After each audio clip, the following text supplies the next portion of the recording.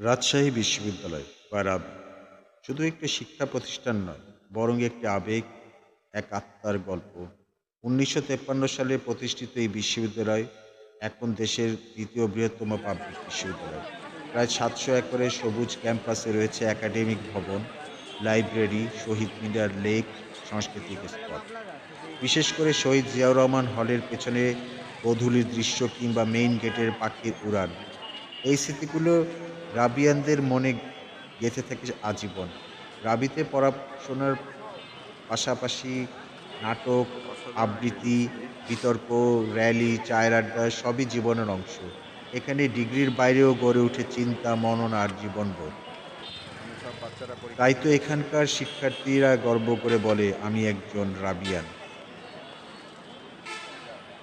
Rajshahi university.